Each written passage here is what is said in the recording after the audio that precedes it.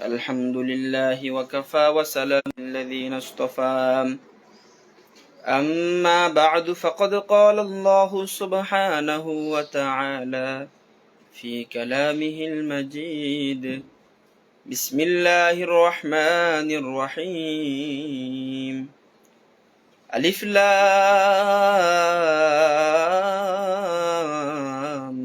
ميم.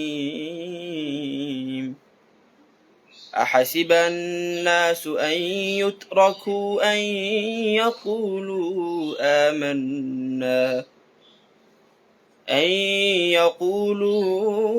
آمنا وهم لا يفتنون. صدق الله العظيم. اللهم صل على محمد وعلى آل محمد كما صليت على إبراهيم وعلى آل إبراهيم إنك حميد مجيد. اللهم بارك على محمد وعلى آل محمد كما باركت على إبراهيم وعلى آل إبراهيم إنك حميد مجيد. سبحانك لا علم لنا إلا ما علمتنا إنك أنت العليم الحكيم. الحمد لله, আল্লাহ পাক সুবহানাহু ওয়া তাআলার দরবারে শুকরিয়া জ্ঞাপন করছি যে আল্লাহ পাক সুবহানাহু ওয়া তাআলা আমাদেরকে ভালোবেসে মহব্বত করে প্রতি সপ্তাহের ন্যায় এই সপ্তাহেও নবী মুহাম্মদ সাল্লাল্লাহু আলাইহি সাল্লামের ঘরে বসে এই তালিমের মধ্যে দ্বীনি কিছু বিষয় আলোচনা এবং শ্রবণ করার তৌফিক দিয়েছেন। এই জন্য আমরা সে মহান রবের প্রতি শুকর আদায় করে বলছি আলহামদুলিল্লাহ।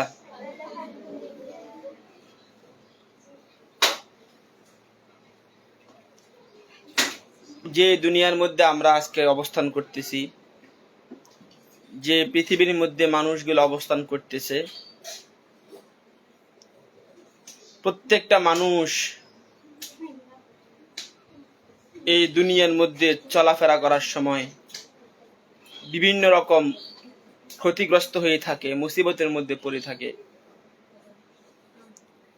এই সম্পর্কে আল্লাহ রাব্বুল আলামিন বলেন যে মানুষকে বিভিন্ন ভাবে মানুষকে বিভিন্ন বিপদ আপদ দিয়ে আল্লাহ পাক পরীক্ষা করেন। আল্লাহ তাআলা বলেন যে আলিফ লাম মিম আহাসিবান নাসু আন ইউতরাকু আন ইয়াকুলু আমান্না ওয়া হুম লা ইফতানুন, যে মানুষ এটা ধারণা করে যে সে দুনিয়ার মধ্যে থাকবে, ইমানদার বলবে, আর তাকে পরীক্ষা করা হবে না।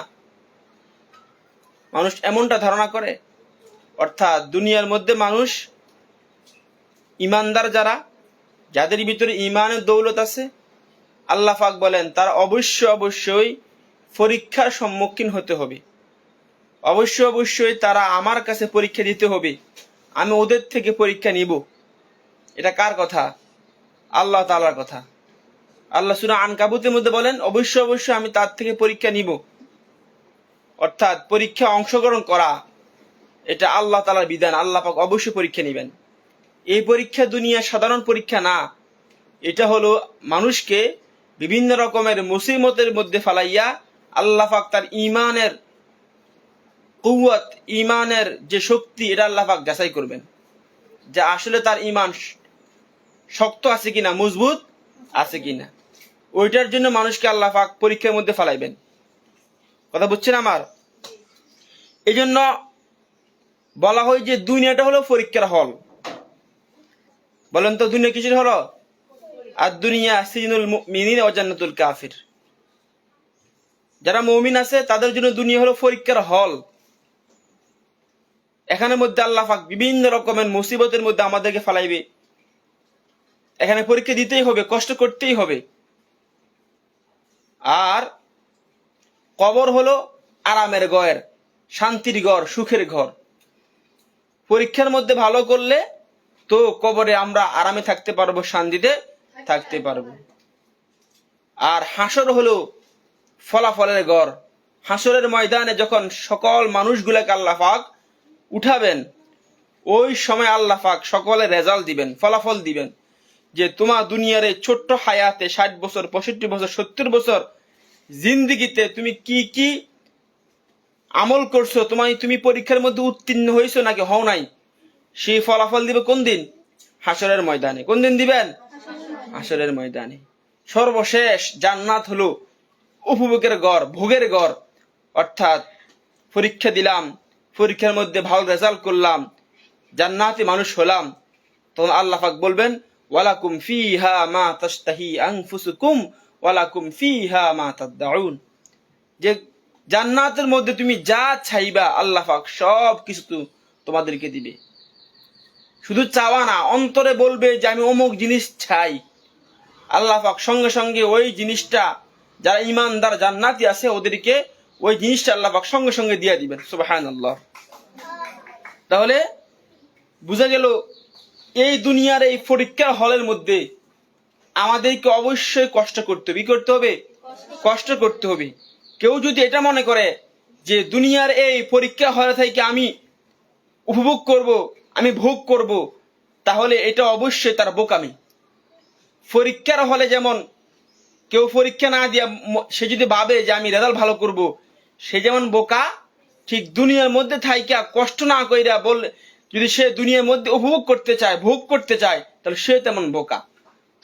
অর্থাৎ ভোগের জায়গা দুনিয়া না, কষ্টের জায়গা দুনিয়া, পরীক্ষার জায়গা দুনিয়া। ভোগের জন্য আমাদের জান্নাত রয়েছে, ওই জায়গায় ভোগ করব, যা মন চায় তা, আমাদের বলাও লাগবে না। কিন্তু দুনিয়ার মধ্যে এটা ভোগ করার জায়গা না, দুনিয়ার মধ্যে আরাম আয়েশ সুখ শান্তি থাকার জায়গা না, বরং এটা হলো আমাদের কষ্টের জায়গা। যে যত বেশি কষ্ট করবে আল্লাহকে পাওয়ার জন্য, তার জন্য জান্নাতে আল্লাহ পাক তত সুদীর্ঘ প্রশস্ত জান্নাত আল্লাহ পাক তাকে দান করবে। এই জন্য দুনিয়ার মধ্যে আল্লাহ রাব্বুল আলামিন প্রত্যেকটা মানুষ থেকে কি নিবেন? পরীক্ষা নিবেন। যারা ঈমানদার, যারা মুমিন, যাদের ভিতরে ঈমান নামক দৌলত আছে, আল্লাহ পাক সকল থেকে পরীক্ষা নেন।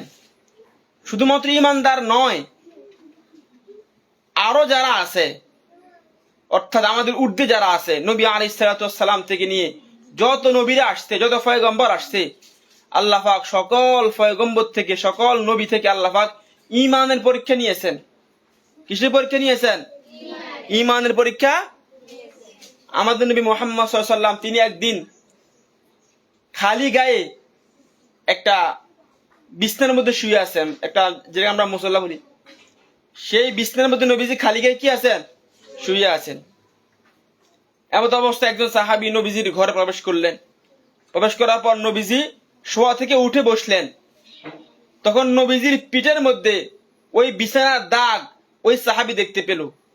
দেখে ওই সাহাবী কান্না শুরু করছে, ইয়া রাসূলুল্লাহ, পারস্যের কিসরার কাইসারের সকল রাজা বাদশারা দুনিয়ার মধ্যে উপভোগ করতেছে, অথচ তারা আল্লাহকে মানে না, আর আপনি দুই জাহানের বাদশা হয়ে আপনি বিছানার মধ্যে শুয়ে আছেন, আর আপনার পিঠের মধ্যে সেই বিছানার দাগ লাগে গেছে। এই চিন্তায় এই নবীজির দাগ দেখে ওই সাহাবী কাঁদতেছি। নবী বলে, ও আমার সাহাবী, তুমি আমার এই অবস্থা থেকে কাঁদতেছ, অথচ আমার আগে যারা আসছে, যত নবী আসছে, আল্লাহ পাক ওদের থেকে আরো বেশি পরীক্ষা নিয়েছে। কোন কোন নবী আছে যে ওদের শরীরের মাঝখান দিয়া তাদের গোত্রের লোকেরা করাত দিয়ে ছিঁড়ে ফেলছে। কোন কোন নবী গেছে যে তাদের শরীর থেকে লোহার চিরুনি দিয়া চামড়াগুলো খুলে ফেলে দেওয়া হয়েছে। ও সাহাবী, আমি তো এত কষ্ট করি নাই, আমার তো এত পরীক্ষা নেওয়া হয় নাই, তুমি কেন কান্না করতেছ? তখন সাহাবায়ে কেরাম জিজ্ঞেস করলেন, ইয়া রাসূলুল্লাহ, তাহলে বলেন তো যে আল্লাহ পাক কাদের থেকে সবচেয়ে বেশি ঈমানে পরীক্ষা নেন? তখন নবীজি বললেন, আল আম্বিয়া সুম্মাল আমসাল ফাল আমসাল। সর্বপ্রথম আল্লাহ ঈমানের পরীক্ষা নেন যারা আম্বিয়া আছে, যারা নবী আছে, তাদের থেকে পরীক্ষা নেন। তারপরে তাদের পর্যায়ক্রম একের পর এক যারা আসবে তাদের থেকে আল্লাহ পাক ঈমানের পরীক্ষা নেবেন। তাহলে আমাদের নবী মুহাম্মদ সাল্লাল্লাহু আলাইহি ওয়াসাল্লাম তিনি পরীক্ষার মধ্যে অংশগ্রহণ করছেন। যদিও নবীজিকে শারীরিকভাবে ওদের মতো মৃত্যুবরণ করে দেওয়া হয় নাই, কিন্তু নবীজির মানসিকভাবে সবচেয়ে বেশি আঘাত করেছে কাফেররা নবীজির উপর, সবচেয়ে বেশি আঘাত করেছে। নবী যখন নাকি কোনো রাস্তা দিয়ে বের হতো, কাফেররা নবীজিকে থুতু নিক্ষেপ করতো। কই আমগো গায়ে এই পর্যন্ত কে থুতু নিক্ষেপ করছে কও? অথচ নবী যাকে না বাঁধলে আমরা হতাম না, পৃথিবী হতো না, যার উসিলে আল্লাহ পাক সারা পৃথিবী বানাইছে, ওই নবী যখন রাস্তা দিয়ে হাঁটতো তখন কাফেররা নবীজিকে থুতু নিক্ষেপ করতো, নবীজিকে জুতা নিক্ষেপ করতো, নবীজিকে বালু নিক্ষেপ করতো। একজন এত সম্মানী মানুষকে তারা এত কষ্ট দিয়েছে, নবীজিকে মানসিক ভাবে এত কষ্ট তারা দিয়েছে ওই মক্কার কাফেররা। নবীজি এত কষ্ট পাইয়া নবীজি মক্কা ছেড়ে চলে গেছেন তায়েফের মধ্যে, যেখানে নবীজি দুধমা হালিমা ছিলেন এবং তার নানার বাড়ি ওই জায়গায়। নবীজি সে তায়েফে গেলেন, মনে করছে ওই জায়গায় গিয়ে একটু শান্তিতে থাকবে, তারপরও পারে নাই।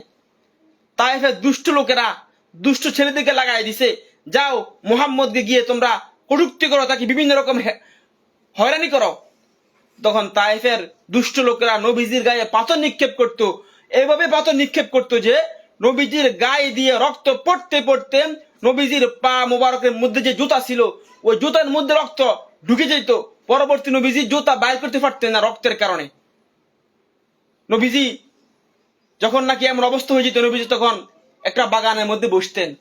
নবীজি ওই বাগানের মধ্যে গিয়া বসেন আর আল্লাহ কাছে বলেন, আল্লাহ তোমার কাছে আমার অভিযোগ নাই, তোমার কাছে আমার অভিযোগ নাই, যদি তুমি আমার প্রতি সন্তুষ্ট না হও তাহলে আল্লাহ যত রকমের পরীক্ষা আছে তুমি নিতে থাকো, আমার সমস্যা নাই। তবে আল্লাহ একটু পরীক্ষা একটু সহজ করেন, পরীক্ষা একটু সহজ করেন, আমি মোহাম্মদ পারতেছি, একটু সহজ করেন। তো এই পরীক্ষা নেন, অর্থাৎ পরীক্ষার মধ্যে পড়তেই হবে, তবে পরীক্ষার জন্য আল্লাহ পাকের কাছে সহজ পরীক্ষা চাইতে হবে। কারণ আমরা যে দুর্বল ইমানদার, যদি আমগো থেকে এই পরীক্ষা না হয় আমগো ইমান থাকবে? কথা বল, ইমান থাকবে? এই জন্য আল্লাহর কাছে সবসময় দোয়া করো, আল্লাহ পরীক্ষা তো নিবেন, এটা আপনার নিজাম। যারা ইমানদার, যারা মুমিন, তাদেরকে আপনি পরীক্ষার মধ্যে ফালাইবেন, বিপদের মধ্যে ফালাইবেন, মুসিবতের মধ্যে ফালাইবেন। তবে আল্লাহ এমন পরীক্ষা নিয়েন না, রব্বানা লা তুআখিযনা, আল্লাহ এমন ভাবে পাকড়াও করিয়েন না। আরেকটা আছে রব্বানা ওয়ালা তুহাম্মিলনা মা লা তাকাতা লানা বি, আল্লাহ যেটার সক্ষমতা, যে শক্তি আমার নাই, যে পরীক্ষার মোকাবেলা আমি করতে পারবো না, এমন পরীক্ষা আমার উপরে চাপাইয়ে দিয়েন না। আল্লাহ কাছে কি করা? দোয়া করা। তাহলে বোঝা গেল যে দুনিয়ার মধ্যে সবচেয়ে দামি মানুষ যিনি মুহাম্মদ সাল্লাল্লাহু আলাইহি ওয়াসাল্লাম, তিনি পর্যন্ত পরীক্ষার মধ্যে অংশগ্রহণ করা লাগছে এবং আল্লাহ পাক তিনের থেকে সবচেয়ে বেশি পরীক্ষা নিয়েছেন, যেমন শারীরিক তেমন মানসিক। কথা বুঝে আসছে আমার?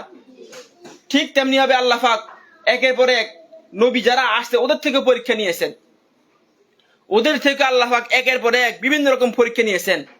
ফেরাউনের জাদুকর যারা আছে, অর্থাৎ হযরত মূসা আলাইহিস সালাতু ওয়াস সালাম যখন নাকি ফেরাউনের জাদুকরদের সাথে সাপ নিয়ে একটা প্রতিযোগিতা হয়েছিল, ওই সময় যখন নাকি ফেরাউনের জাদুকররা মূসার কাছে তারা পরাজিত বরণ করলো, তখন ফেরাউনের সকল জাদুকররা তারা এক বাক্যে হযরত মূসার উপর ঈমান এনে ফেলছে। তারা বলছে না, মূসা সত্য নবী, মূসা সত্য নবী, তারা ঈমান এনে ফেলছে। পরবর্তী ফেরাউন কি শাস্তি দিল?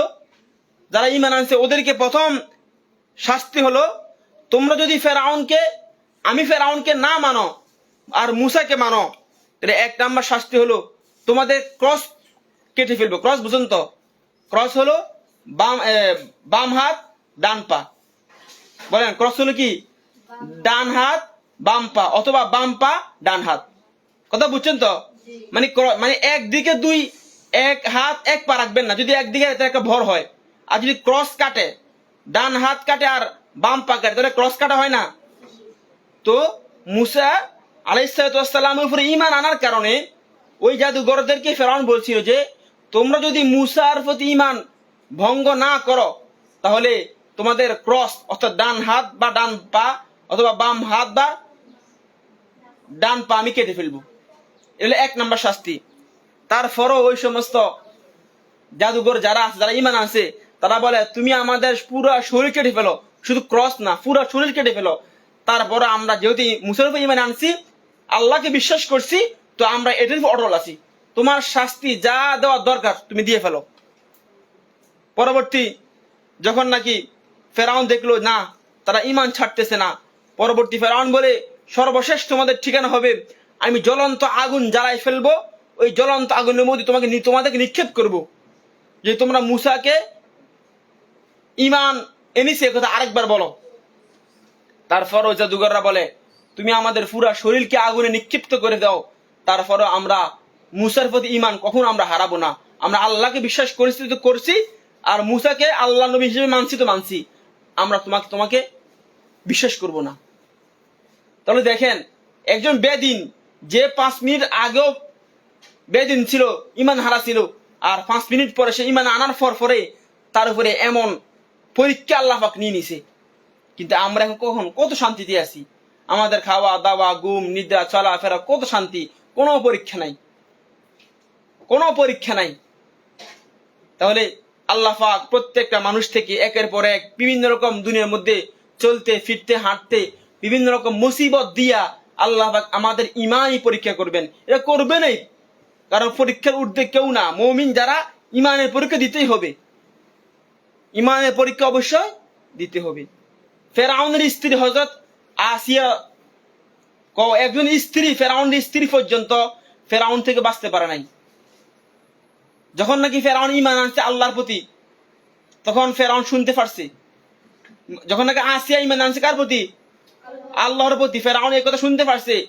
শোনার পর নিজের স্ত্রী আসিয়াকে সকল লোকের সামনে আনছে। একটা মানুষের সবচেয়ে দামি হলো তার ইজ্জত, ওই আসিয়াকে উলঙ্গ করে ফেলছে তার স্ত্রী। মানে কত বড় বেঈমান! আর অন্য কেউ হলে তো হতো, তার নিজের স্ত্রীকে সে এতগুলা মানুষের সামনে আইনা আগে উলঙ্গ করছে।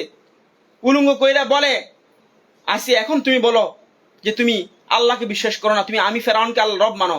আসিয়া বলে, আমার ইজ্জত তুমি নষ্ট করেছো, করো, আরো করো। আমি আসিয়া এক আল্লাহকে বিশ্বাস করছি তো করছি, তারপর আমি ঈমান আনছি, আমি তোমাকে মানি না, তুমি যে আমার রব আমি স্বীকার করি না, তুমি কিসের রব হবে? ফেরাউন দেখলো না তার বিবি স্ত্রী আসিয়া তার ঈমান শক্ত, তখন লোহার যে চিরুনি আছে না, এই লোহার চিরুনি গরম কইরা হযরত আসিয়া রাদিয়াল্লাহু তাআলা আনহার গায়ের চামড়া খুলে ফেলছে, গায়ের চামড়া খুলে ফেলছে। কেমন ঈমানদার তারা ছিল হযরত আসিয়া, অথচ তার স্বামী একজন বেঈমান ফেরাউন। নিজের স্বামী নিজের বিবিকে এত শাস্তি দিয়েছে, তারপরও ফেরাউনের স্ত্রী আসিয়ার মুখ থেকে আল্লাহর নামটা যায় নাই, আল্লাহর নামটা যায় নাই। আর বলছে, আল্লাহ দুনিয়ার মধ্যে তো আমি স্বামীর স্বাদ পাইলাম না, আল্লাহ তুমি আমার জন্য জান্নাতের মধ্যে এমন এক স্বামী দিও। এই জন্য আল্লাহ পাক কোরআন নাযিল করছে যে কবরের মধ্যে নবীজির স্বামী হবে মুহাম্মদ সাল্লাল্লাহু আলাইহিস সালাম। তাহলে বোঝা গেছে যে দুনিয়ার মধ্যে চলতে ফিরতে হাঁটতে আল্লাহ পাক ঈমানদার যারা আছে তাদের থেকে ঈমানই পরীক্ষা নেবেন। বিভিন্ন রকম মুসিবত দিয়ে, বিভিন্ন রকমের আযাবের মধ্যে নিক্ষিপ্ত করে, বিভিন্ন রকমের হয়রানি করে আল্লাহ পাক ঈমানই পরীক্ষা নেবেন। এজন্য প্রস্তুত থাকা, যত যায় আসুক ঈমানই পরীক্ষা দেওয়ার জন্য। আর আল্লাহর কাছে দোয়া করা, আল্লাহ পাক যাতে আমাদের থেকে ঈমানই পরীক্ষা না নেন, নিলেও যাতে আল্লাহ পাক সহজ করে নেন। কথা বুঝে আসছে? এমনি ফেরাউনের একজন বাদী ছিল, দাসী ছিল, হযরতে মাশেতা। আর ফেরাউনের ঘরের মধ্যে ছিল, ফেরাউন তো কোনো ছেলে সন্তান ছিল না, তিনি একজন কন্যা সন্তান পালক আনছে।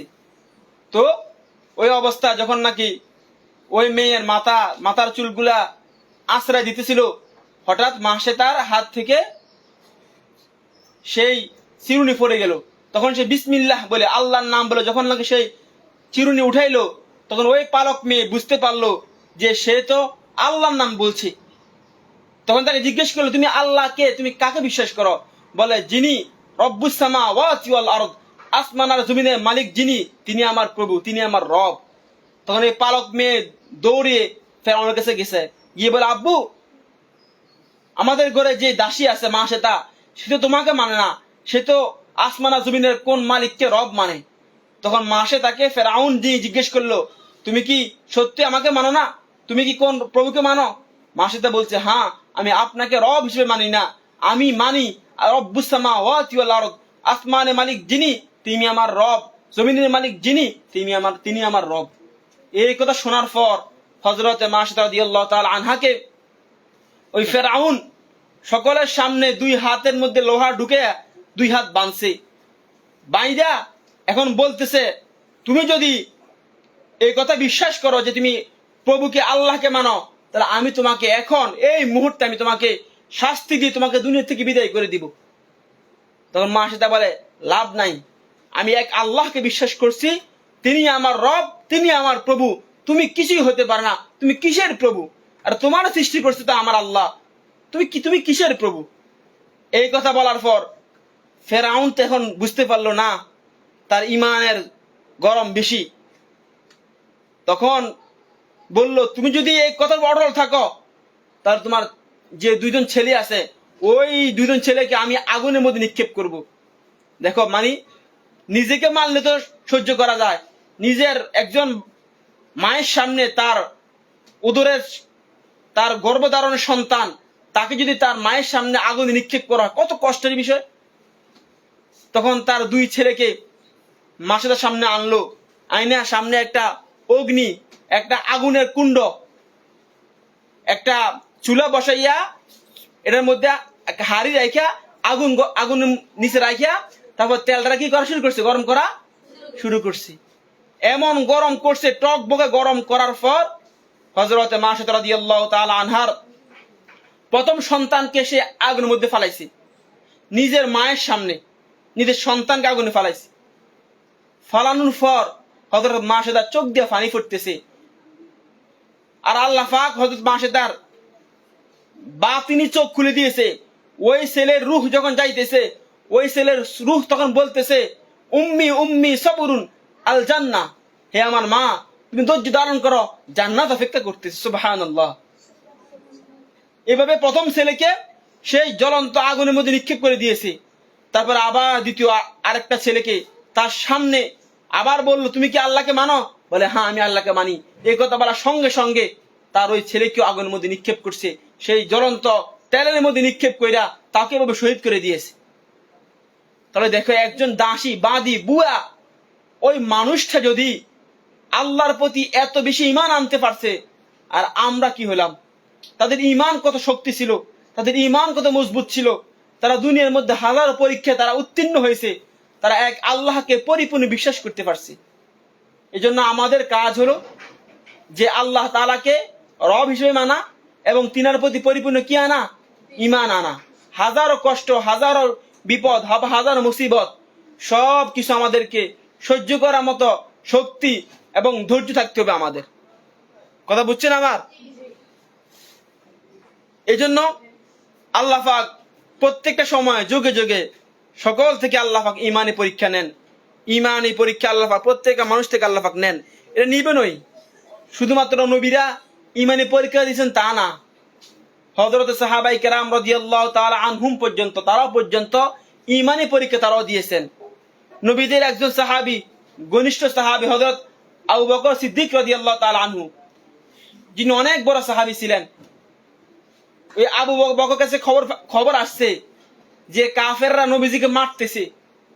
তখন ভয়ে কেউ যায় নাই। তখন আবু বকর দৌড়িয়ে গিয়েছে দেখার জন্য আসলে কি মুহাম্মদকে তারা মারতেছে। পরবর্তী গিয়ে দেখতেছে, হ্যাঁ নবীজিকে কাফেররা মারতেছে। যখন নাকি আবু বকর শুধু এই কথা বলছে যে তোমরা কি শুধুমাত্র একজন লোক এই কথা বলছে যে আল্লাহকে মানো, আল্লাহকে বিশ্বাস করো, আমার রব আল্লাহ, এই কথা বলার কারণে তোমরা কি মুহাম্মদকে তোমরা মারতে পারো? এই কথা বলার সঙ্গে সঙ্গে সকল কাফেররা হযরত আবু বকরের উপর তারা হাউমা খেয়ে পড়ছে আর তাকেও মারা শুরু করছে। মারতে মারতে মারতে মারতে একেবারে আবু বকরকে একবারে তোমার বেহুশ করে ফেলছে। যখন নাকি আবু বকর বেহুশ হয়ে গেছে, তখন আবু বকরের উপরে একজন কাফের উঠে লাফায়। তার উপরে একটা মানুষ তো বেহুশ, তার উপরে লাফালাফি করে, মানে কেমন কষ্ট আবু বকর দিতেছে। যখন নাকি আবু বকর কিছুক্ষণ পর হুঁশ আসলো, তখন আবু বকরের গালের মধ্যে ওই কাফের জুতা দিয়ে নিক্ষেপ করতেছেন। জুতা মারতে মারতে আবু বকরের গালগুলা চেহারাগুলো একবারে কালো দাগ বানাই ফেলছে। আবার আবু বকর বেহুশ হয়ে যায়। পরবর্তী আবু বকরকে ধইরা কাফেরা দিয়ে আসছে তার নিজের বাড়িতে, আর গিয়ে বলছে যে বেশি বেশি করে আবু বকরের দুধ খাওয়ান, তার অবস্থা এমন খারাপ করছি আমরা, তাকে দুধ খাওয়ানোর সাথে উপায় নাই। একদিন এক রাত পর্যন্ত আবু বকর বেহুশ হয়ে পড়ে রয়েছে, তার হুঁশ আসতেছে না। যখন একদিন এক রাত পর হুঁশ আসলো, তখন তার মা তার পাশে বসে আছে। তখন তার মার কাছে প্রথম কথা আবু বকর বলল যে মুহাম্মদ সাল্লাল্লাহু আলাইহি ওয়াসাল্লাম আমার বন্ধু কোথায়? সুবহানাল্লাহ। নিজের এই অবস্থা, একদিন এক রাত পর হুঁশ আইসা প্রথম কথা কি জিজ্ঞেস করেছে? আমার বন্ধু মুহাম্মদ কোথায়? তখন আবু বকরের মা বলল, তুমি এখন দুধ খাও। কয় না মা, যতক্ষণ পর্যন্ত আমি আমার বন্ধুকে না দেখবো ততক্ষণ আমি কোনো কিছু মুখে দিব না। তখন আবু বকর তার মাকে পাঠাইছে হযরত ওমরের বোন ফাতেমার কাছে।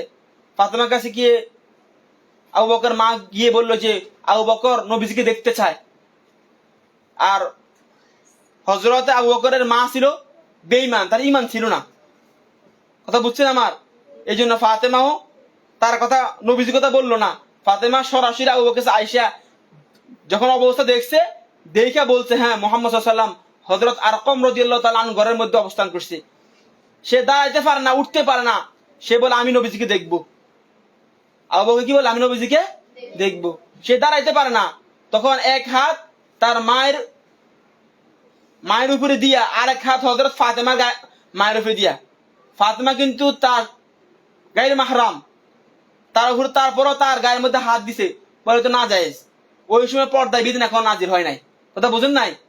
ওই সময় পর্দায় বিধান এখনো নাজির হয় নাই। তাই আবু বকর তার মায়ের গাড়ের মধ্যে এক হাত, আর ফাতেমা গাড়ের মধ্যে আরেক হাত দিয়ে হাঁটতে পারে না। পা মাটিতে চেঁচড়িয়ে আর কামের বাড়িতে গেল। বাড়িতে গিয়া তার দরজার মধ্যে টোকা দিল। যখন দরজা খুললো, তখন মুহাম্মদ সাল্লাল্লাহু আলাইহি ওয়াসাল্লাম নবীজি আবু বকরকে দেখে দৌড়িয়ে আসলো। আর আয়েশা দেখতেছে যে নবী আবু বকরের গালে, তার চেহারা মোবারকের মধ্যে সেই যে কাফেররা জুতা মারছে, তাকে মারছে, দাগগুলো কালো দাগ হয়ে রয়েছে। আর নবীজি তার চেহারার মধ্যে চুমু দেওয়া শুরু করছে। এই অবস্থা দেখে সকল সাহাবায়ে কেরাম আবু বকরকে জোরে ধরে কেউ গালে, কেউ তার মাথার মধ্যে চুমু দেওয়া শুরু করছে। এই যে এত কষ্ট সহ্য করছে আবু বকর সিদ্দিক রাদিয়াল্লাহু আনহু, শুধুমাত্র দ্বীনের জন্য, শুধুমাত্র আল্লাহ পাকের নবী মুহাম্মদ সাল্লাল্লাহু আলাইহি ওয়াসাল্লামকে ভালোবাসে বিদায় এই কষ্ট সহ্য করছে। আমি আর তুমি আমরা কয়দিন এই কষ্টের মধ্যে পড়ছি? কয়দিন একটা হক কথা বলার কারণে অন্যের কাছে আমরা হেনস্থ হয়েছি? কয়দিন আমরা হয়েছি? কত শান্তিতে আমরা আছি, ইমানে পরীক্ষা আমাদের থেকে হচ্ছে না। সাহাবায়ে কেরাম নবীরা তারা কত কষ্ট, তারা কত ইমানি পরীক্ষা দিয়েছে। আর আমরা কি, আমাদের থেকে কি ইমানি পরীক্ষা হয়েছে? শুধু আমরা না, এই যে আমরা বলি চার ইমাম, ইমাম আবু হানিফা রাহমাতুল্লাহ আলাইহি, ইমাম মালিক রাহমাতুল্লাহ আলাইহি, ইমাম আহমদ, ইমাম শাফিঈ, প্রত্যেকটা ইমাম এভাবে পরীক্ষার মধ্যে তারা অংশগ্রহণ করছে। আর ইমাম আবু হানিফা, যাকে আমরা মানি, যিনি আমাদের মাযহাবের ইমাম, ওই ইমাম আবু হানিফাকে ওই সময়ের যারা দুষ্ট লোকেরা আছে, তখন ইমাম আবু হানিফাকে তারা জেলখানার মধ্যে বন্দী করছে। ওই জেলে থাকা অবস্থায় ইমাম আবু হানিফাকে লাশ হয়ে বেরোইছে। কি হয়ে বেরোইছে? আরে জেলখানা থেকে ইমাম আবু হানিফা লাশ হয়ে বেরোইছে, তার লাশ মৃত্যু অবস্থায় বেরোইছে। কত কষ্ট তারা দিয়েছে অর্থাৎ ইমাম আবু হানিফা রাহমাতুল্লাহ আলাইহি, যিনি আমাদের মাযহাবের ইমাম, যিনি সারা পৃথিবীর মধ্যে সবচেয়ে শ্রেষ্ঠ ইমাম, সেই ইমাম আবু হানিফা রাহমাতুল্লাহকে এত কষ্ট তারা দিয়েছে। শুধু ইমাম আবু হানিফা না, ইমাম মালিক রাহমাতুল্লাহ আলাইহিকে আবু জাফর মানসুর একজন খলিফা ছিল, জালেম বাদশা ছিল। ওই জালেম বাদশা ইমাম মালিক রাহমাতুল্লাহ আলাইহিকে তার মুখের মধ্যে কালি লাগাইয়া, কি লাগাইয়া? তার মুখের মধ্যে কালি লাগাইয়া গাদার মধ্যে উঠাইয়া পুরা শহর ঘুরাইছে। কত লাঞ্ছনা, কত কষ্ট সেই আবু জাফর মানসুর জালেম বাদশা ইমাম মালিককে দিয়েছে। ইমাম আহমদ ইবনে হাম্বল রাহমাতুল্লাহ আলাইহি তিনিও এই কষ্টের মধ্যে পড়ছেন। ইমাম আহমদ ইবনে হাম্বল রাহমাতুল্লাহ আলাইহি তিনাকেও এইভাবে বাদশা মুতাসিম, সেও একজন জালেম বাদশা ছিল, ওই বাদশা মুতাসিম ইমাম আহমদ ইবনে হাম্বলকে জেলখানার মধ্যে চাবুক মারতে মারতে যে তার চাবুক তার গায়ের চামড়ার মধ্যে লেগে গেছে। যখন তার চাবুক টান দেয়, চাবুকের সঙ্গে সঙ্গে ইমাম আহমদ ইবনে হাম্বলের শরীরের চামড়াও চলে আসতো। কত কষ্ট ইমাম আহমদ ইবনে হাম্বলকে দিয়েছে। চারো ইমাম তারা একের পর এক কাফেরদের, জালেমদের বন্দিখানা থেকে বিভিন্ন রকম পরীক্ষা তারা দিয়েছে, আল্লাহ পাক ওদের থেকে নিয়ে নিছে।